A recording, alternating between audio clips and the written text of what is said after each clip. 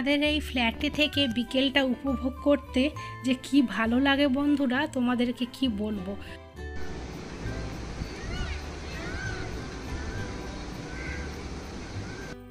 শুনতে পেলে কারোর ডাক বা কোনো আওয়াজ? দূরে ময়ূরগুলো ডাকছে। ওরা এমনি করে গান করে না ডাকে জানি না। বর্ষাকালে এখানে সব সময় অজস্র ময়ূর দেখা যায়।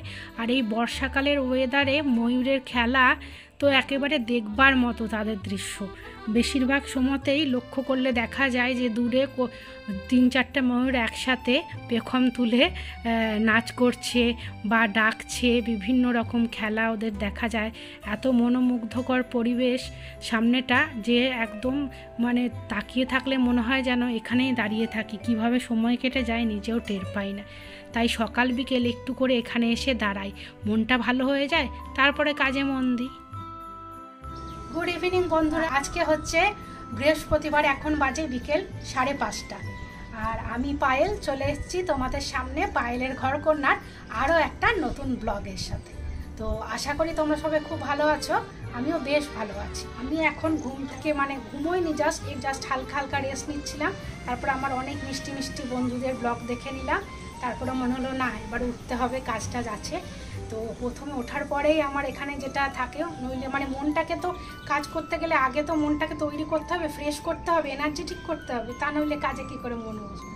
তো সেই জন্য আমি কি করি, প্রথমে এই বাইরেটায় এত একটা মিষ্টি হালকা হাওয়া দেয় না বিকেলবেলাটায়, কি বলবো এখানে।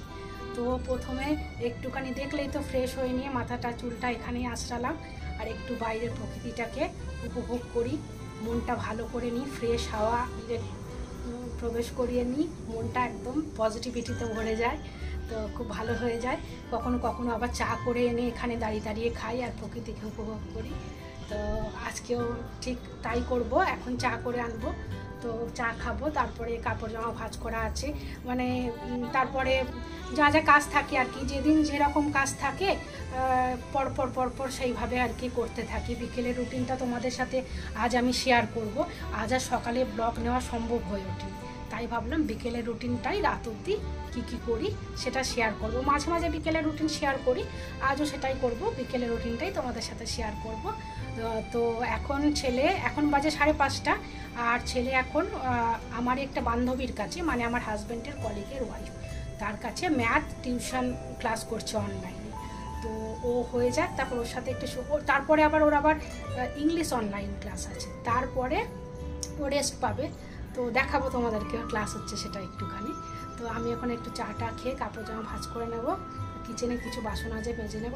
ও দেখেছো তো, আমি যদি সব বলেই দেবো তোমাদেরকে, তাহলে ব্লগটা বানিয়ে কি লাভ? ব্লগে তোমাদের সাথে তো শেয়ারই করবো রাত অবধি আমি কি করতে চলেছি না করতে চলেছি।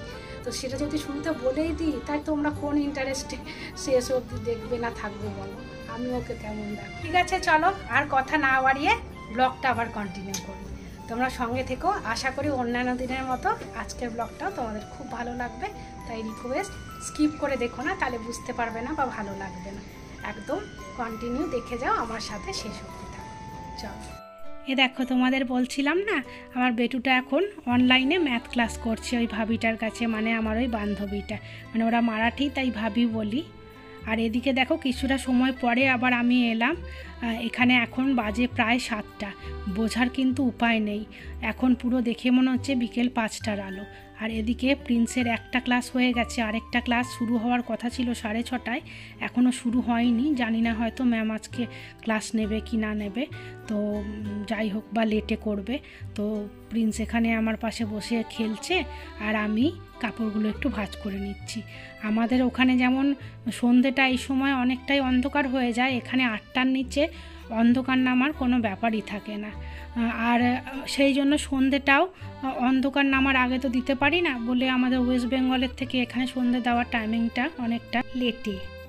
যাই হোক বন্ধুরা, আজকে তোমাদের সাথে আমি দেখে হয়তো বুঝতে পারছো আমার বিকেল থেকে রাত অবধি রুটিনটাই শেয়ার করছি, কারণ আজ ব্যস্ততার কারণে দিনের দিকে ব্লগ করতে পারিনি। তাই ভাবলাম যে হয়তো ব্লগই করা হবে না, তারপরে মনে হলো যে না, তাহলে বিকেল থেকে রাতের রুটিনটাই শেয়ার করি।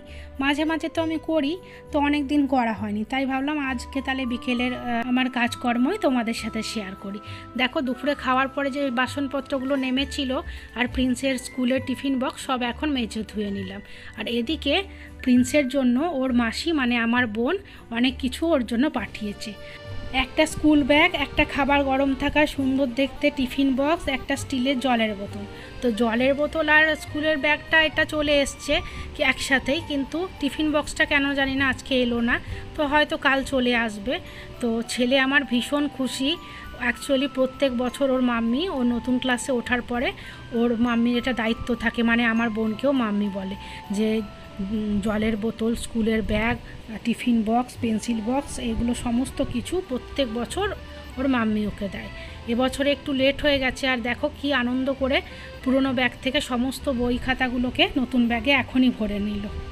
আর এই করতে করতে আরও কিছুটা সময় পেরিয়ে গেল, আর এখন আমি সন্ধে দিতে চলে এসেছি। কারণ এখানে সন্ধে মানে তো বললাম 8টার আগে দেওয়া যায় না, তো এখন ওই 8টাই বাজবে খুব জোর। বাইরেটা অন্ধকার হয়ে এসছে দেখে সন্ধেটা আমি দিয়ে নিলাম। আর ওদিকে ওর পাপাও চলে এসছে বাড়িতে, আর ছেলে পড়তে বসে গেছে অনেকক্ষণ আগেই। এখন বলল, মাম্মা আমি অনেক দিন একটু চানাচুর দিয়ে মুড়ি খাইনি, আমাকে একটু মুড়ি দেবে? তাই সন্ধেটা দিয়ে একটু আলু ভেজে মুড়ি দিচ্ছি ওকে।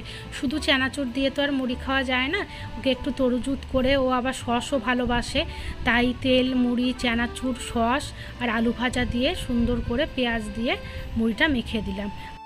আর এদিকে দেখো 4-5 দিন হয়তো খুব জোর হবে কি তাও হয়নি যে চিকেন হয়নি। আর এদিকে ও পাপা আর ছেলে হাঁপিয়ে উঠেছে চিকেন ছাড়া। ছেলে আমাকে সকালে বলে গেছিলো, মাম্মা আজকে কিন্তু দুপুরে চিকেন করবে। আমি ইচ্ছা করেই মনে করে করিনি, কি চিকেনটা আমাদের খুব ঘন ঘন হয়ে যাচ্ছে, একটু গ্যাপে গ্যাপে হওয়া দরকার বলে ভাবছি ওকে আমি ভুলিয়ে দেব। ও মা, উনি মনে রেখেছেন, বলছে আমি তোমাকে বানাতে বলেছিলাম তুমি বানালে না, আমি খাবো না। দুপুরে তো অনেক ভুলিয়ে অনেক কষ্ট করে খাওয়ালাম, এবার বলছে রাত্রিবেলায় তোমাকে বানাতেই হবে। তো আমি বললাম যে না, আমি তড়কা বানাবো বলে সব রেডি করে রেখেছি, তড়কার ডাল দুপুরে ভিজিয়ে রেখেছি, বিকেলে আবার আটা মেখে রাখলাম, তো এইগুলো নষ্ট হয়ে যাবে, আজকে রুটি তড়কা খেয়ে নে, শনিবার রাত্রে করব। বলছে না, ওর পাপাকে বললো, ওর পাপাও বলছে ওগুলো ফ্রিজে রেখে দাও, কিচ্ছু হবে না, কাল বানিয়ে নেবে। আমারও খুব আজকে নিজের মতো করে চিকেন বানিয়ে খেতে ইচ্ছা করছে। ব্যাস, যেই বলা সেই কাজ, উনি বানাতে চলে এলেন। আর ওদিকে বানাবে, উনি হচ্ছেন স্পেশাল শেফ, কাটা বাটা সব আমাকে করে দিতে হবে, আর উনি শুধু এই সব মশলা দিয়ে খুন্তি নাড়াবেন। তো যাই হোক, অগত্যা আমাকে ওগুলো সব ফ্রিজেই ভরে রাখতে হলো। ভাবলাম যে কালকেই ওদেরকে লাঞ্চ বক্সে প্যাক করে দেবো রুটি তড়কা করে, আর আমিও খেয়ে নেব ব্রেকফাস্টে। তো কি আর করা যাবে।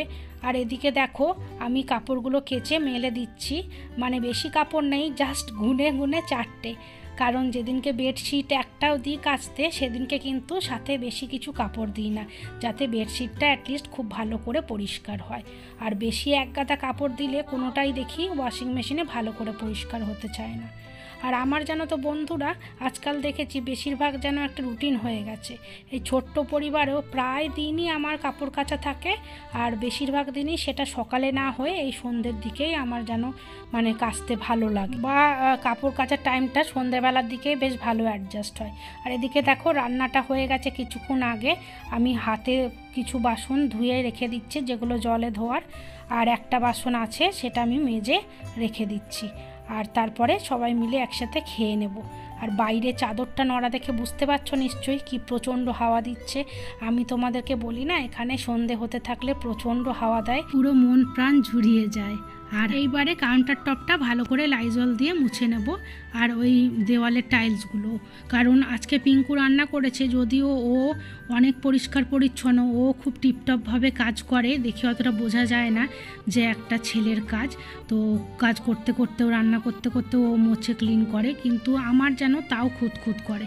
আমার কিচেনে আমি ছাড়া যে কেউ রান্না করলে আমার একটু কেমন খুঁতখুত লাগে, আর আমি সেদিন আরও বেশি ভালো করে পরিষ্কার করি। তাই আজ আমি একদম খুব থরলি, খুব ভালো করে লাইজল দিয়ে ক্লিন করব এবার।